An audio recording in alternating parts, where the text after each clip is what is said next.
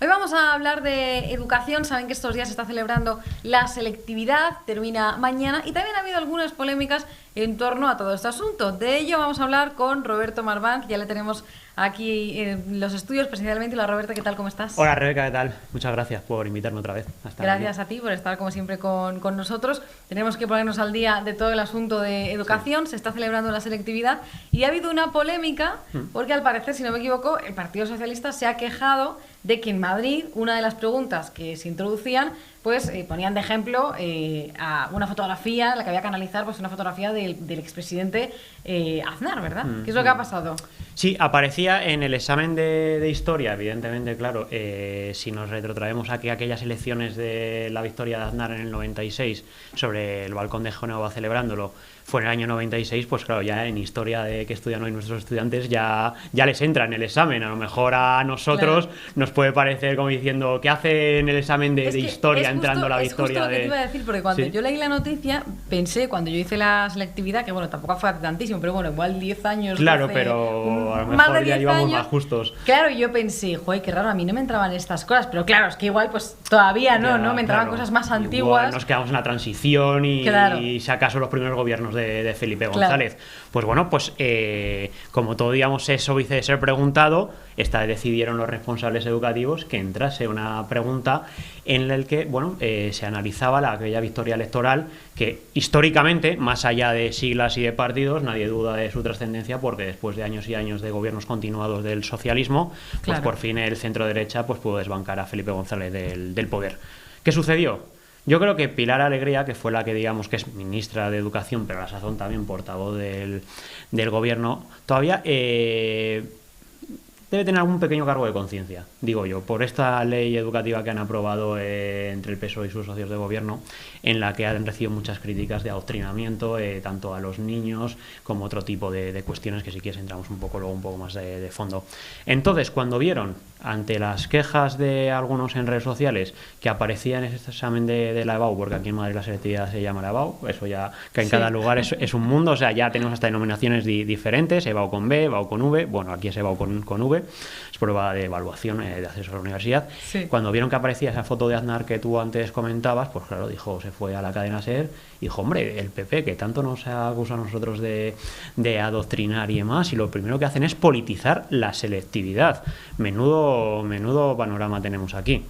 Bueno, no tardaron mucho en salir a contestar tanto Isabel Díaz Ayuso como su consejero y vicepresidente Enrique Osorio, como también la consejera de Cultura Marta Rivera de la Cruz. Es decir, parece que la ministra de Educación, Pilar Alegría, no sabe cómo se diseñan los exámenes de selectividad. Claro, porque ¿quién diseña esos exámenes? Claro.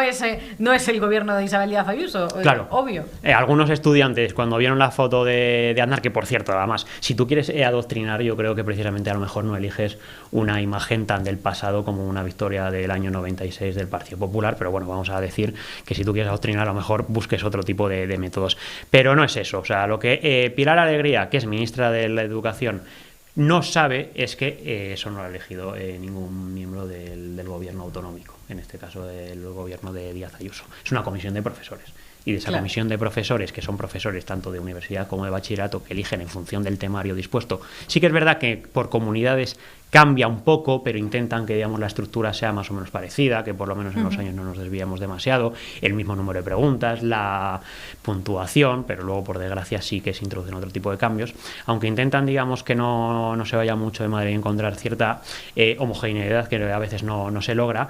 Es una comisión de profesores que evalúa y, al igual que en otras comunidades, hemos visto que se ha preguntado, por ejemplo, como periódicos históricos, la Segunda República, y a lo mejor en Galicia, por ejemplo, y no creo que el gobierno de Galicia, que ahora mismo está en manos del PP, sea sospechoso de que quiera adoctrinar a los estudiantes preguntándoles por aquel periodo de la Segunda República, pues en Madrid los profesores de turno decidieron que aquella victoria del año 1996 iba a ser algo que tenían que examinarse los alumnos de historia de selectividad. Es totalmente lógico, y luego por otro lado también me parece bastante lógica pues esta queja del Partido Socialista, ¿no? En el sentido de ellos son los que han aprobado leyes de memoria democrática, ellos son los que parecen también pues tienen esa obsesión, ¿no?, con borrar toda toda la parte de la historia que básicamente no les favorece a ellos, ¿no? O partes de la historia en las que ellos no salían muy bien parados. Y yo creo que eso es una prueba más, ¿no?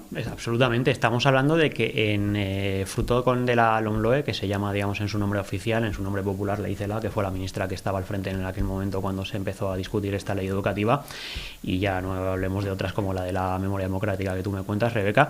Fruto de esas leyes, por ejemplo, le han preguntado a veces a la ministra Alegría, y ha tenido que enfrentarse a preguntas delicadas como ¿qué hacen carteles del Partido Socialista en los nuevos libros de la LOMLOE? Y ella ¿Hay carteles del Partido Socialista en los nuevos libros? Según, digamos, lo que establece la LOMLOE. Y ella establece que dice que esto es historia, que este partido tiene más de 100 años de historia y es historia de este país, con lo cual, hasta si me apuras, pues dices, hombre, a lo mejor no sería lo más ideal, pero podríamos estar de acuerdo, pero claro, si ya, digamos, queremos rizar el rizo, ¿cómo sales tú luego al día siguiente a hablar de que en la selectividad de Madrid están metiendo una fotografía en la que sale un partido rival celebrando la victoria en unas elecciones generales, que por otra parte fueron historia de este país, aparte que porque en el 96 ya haya pasado mucho, es porque aquello supuso, digamos, un punto de inflexión en la historia democrática de nuestro país. Sí, no ha sí hay pasado carteles. Tanto, que nos hacen más mayores. Sí, claro, yo por eso decía, digo, joder, si yo me quedé creo que en la transición, no me quedé con mucho en los primeros gobiernos de Felipe González.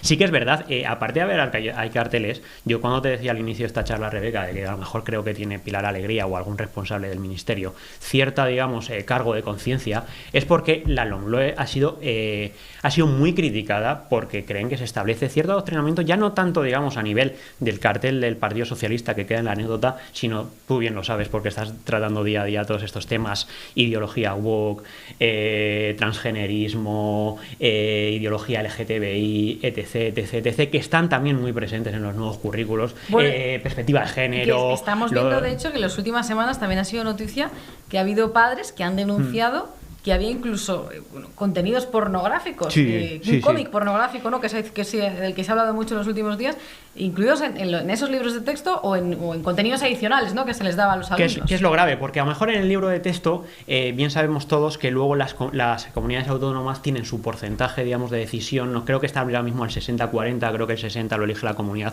40 el Estado. Entonces, aunque una ley educativa a nivel estatal sea, vamos a decir, mala, como creo que es esta LOMLOE, por lo que dicen los especialistas, pues luego cada comunidad, como ha sido el caso aquí en Madrid, pues bueno, tiene su 60% para podemos parar un poco el golpe. El problema está por lo que dices tú, Rebeca, que luego en algunos institutos se ha introducido tanto, digamos, esta perspectiva, digamos, de género, este transgenerismo, esta ideología woke, demás, que más allá de lo que son las clases en sí, pueden, digamos, dar pie a charlas, a talleres, a algún tipo de conferencia donde le cuentan a los niños estas cosas. El caso que me cuentas fue en Baleares y creo que eran los alumnos de 13 años, me parece, donde se les ofrecía para leer, se les obligaba porque era parte, digamos, de la asignatura.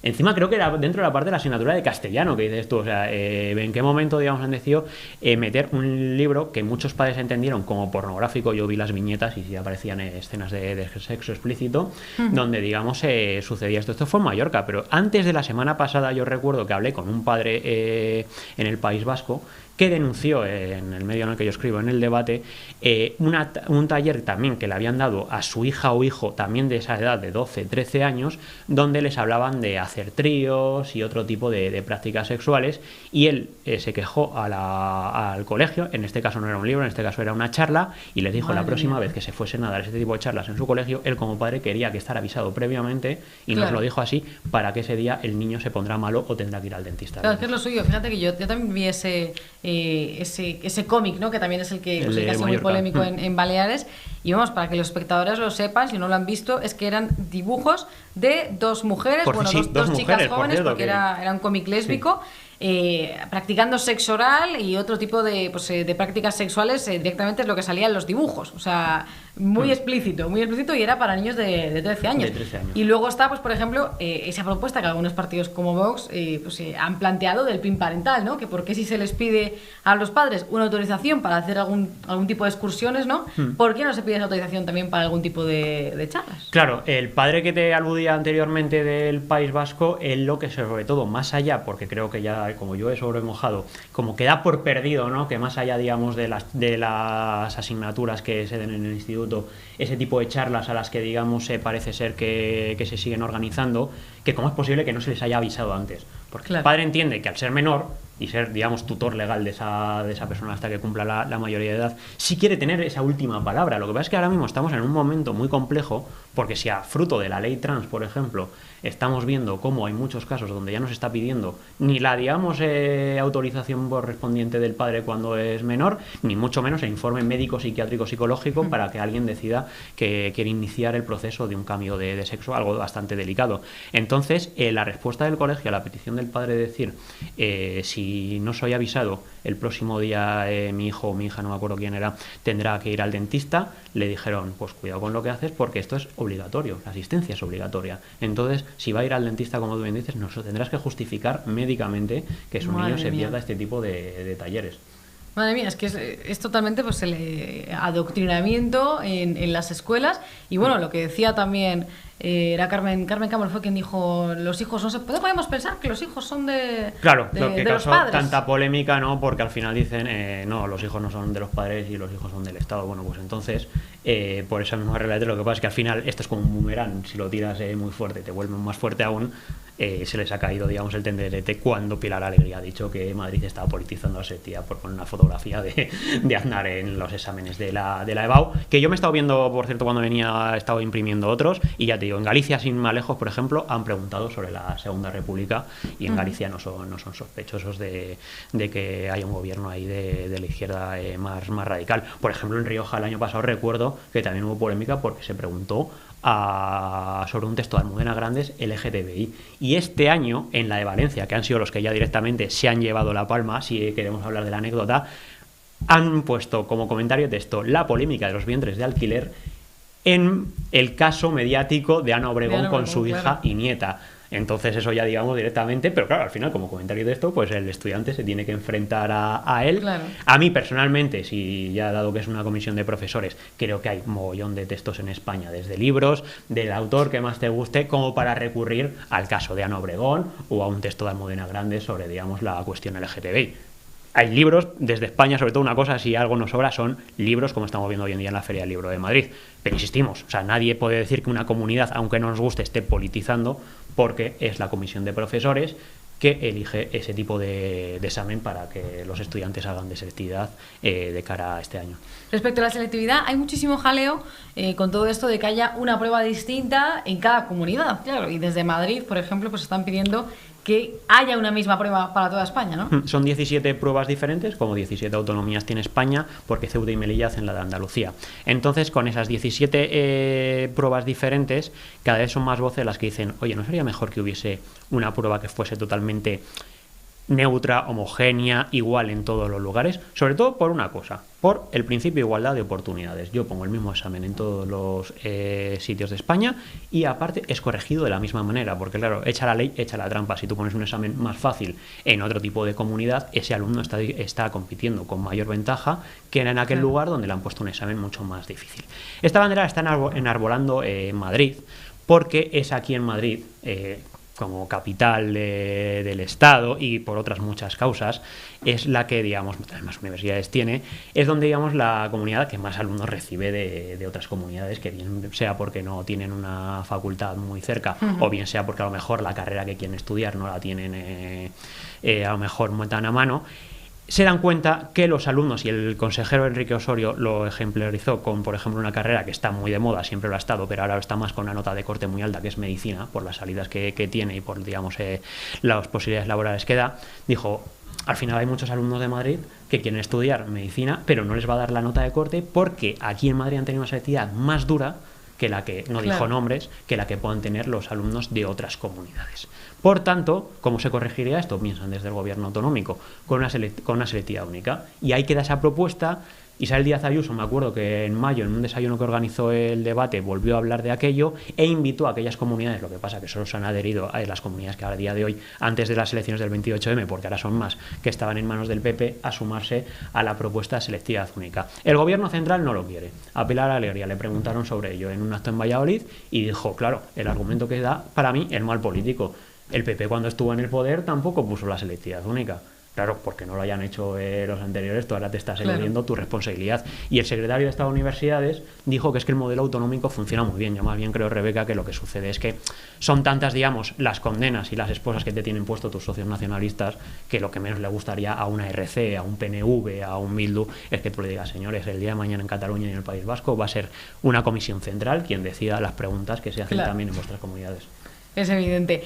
Hablando también de leyes, una última cuestión, Roberto, esa ley que también se ha aprobado en el País Vasco, ¿no? Recientemente. ¿Qué es lo que implica? Porque imagino, ¿no? Sin haber mirado la ley, porque yo es verdad que ese tema lo tengo un poco más abandonado, todo el asunto educativo, imagino que uno de los puntos que incluye tiene que ver con el español, ¿no? Sí. Y el uso, ¿no?, que se puede hacer de él en el programa educativo, ¿no? Así lo hemos denunciado. Al fin y al cabo, esto lo que quiere el PNV es un borrado automático del español en las aulas. ¿Cómo consigues que en el futuro, en el día de mañana, en la generación de mañana de vascos, en el caso del País Vasco, de catalanes, en el caso de Cataluña, que al final conseguir que, digamos, sean pues euskera parlantes, catalano hablantes, es desde la educación?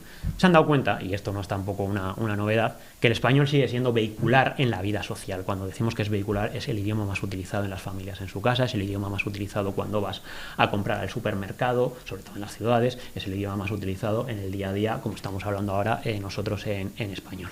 Por tanto, quieren imponer la preeminencia del euskera sobre el español, pero ya no es la prevalencia del euskera sobre el español, es que directamente el español queda totalmente borrado y difuminado. Las asociaciones constitucionalistas como Hablamos Español y otras lo están denunciando. Hoy han estuvieron ayer en la comisión que se está discutiendo, porque aunque la ley está en trámite y va a ser aprobada, ahora hay una comisión parlamentaria que está llevando, digamos, los diferentes grupos a hablar sobre ella y a analizarla, que aunque no valga gran cosa, por lo menos van a tener ese derecho al pataleo. Pues han ido y les han dicho las cosas bien claras, y es que el español a día de hoy va a acabar siendo inexistente en el País Vasco, hasta el punto, y este es el dato, que va a haber más horas de inglés a la semana que de español para los alumnos del País Vasco. ¿Sabes qué es lo más grave de todo? Que precisamente ese adoctrinamiento, ¿no?, que nosotros denunciamos que está ocurriendo pues también en estas comunidades, estamos viendo ya esos resultados. Porque yo creo que el resultado que ha tenido Bildu, ¿no?, ese éxito que ha tenido Bildu en las últimas elecciones autonómicas y municipales, también forma parte de eso, ¿no?, de ese adoctrinamiento, ¿no?, que se está produciendo en las escuelas, bueno, aparte del exilio de miles de vascos que tuvieron que irse del País Vasco porque evidentemente pues no les dejaban vivir tranquilos con sus ideas políticas en el país, bueno, o sea, en el País Vasco, en la comunidad, y se quedaron quienes eran defensores de los proetarras, ¿no?, y del separatismo vasco. Yo creo que puede ser también un resultado que ya estamos viendo, por ¿no? supuesto, si al final controlar la educación es muy goloso, ha existido a lo largo de la historia, y si no me equivoco, creo que la última que nos vimos por aquí, tú y yo, que era cuando las elecciones de la Complutense, también lo estuvimos hablando. Podemos, digamos, quemó las naves con aquellas elecciones. ¿Por qué? Porque le interesaba muchísimo controlar la Universidad Complutense, porque, oye, el día de mañana, si tú fabricas un granero y granero de estudiantes universitarios adoctrinados que puedan, digamos, ser potenciales votantes de Podemos, al final va a ser el Partido Morado el que se beneficie de aquello, o sea que al final no pasó. En el caso de Bildu y del PNV, pues claro, al final es una manera de asegurarte que el poder autonómico, que también, digamos, al final conformas ese reino de taifas, sea muy difícil que pueda ser reconquistado por parte de los partidos constitucionalistas. ¿Por qué? Porque si les a base de hablar el euskera desde pequeños, un poco de inglés y nada de español, hasta el punto de que hay padres que te lo dicen claramente, aunque el modelo A sigue vigente, va a desaparecer en esta ley ese modelo A en el que puedes elegir que, digamos, el español sea, digamos, mayoritario.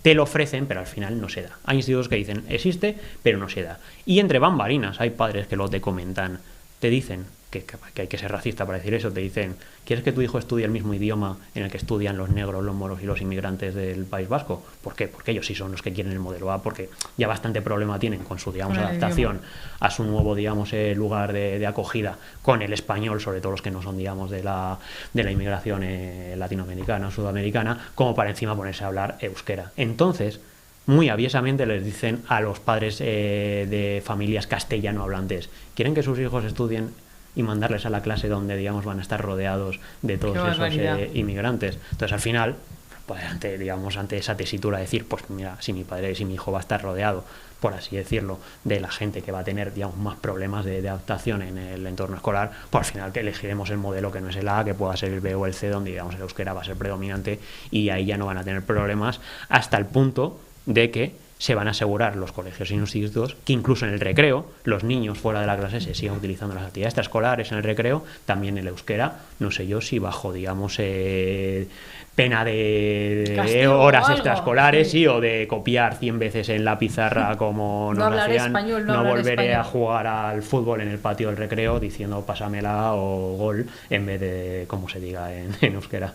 Tremendo, para que vean los espectadores lo importante que es pues la educación también para el futuro de nuestros hijos y también pues, de España, del país en general. Para eso hay que leer a Roberto Marván en El Debate, que sigues todos estos asuntos que tienen que ver con la educación. Muchísimas gracias, Roberto, por estar con nosotros. Pues un placer y seguro que nos vemos pronto. Gracias, Rebeca.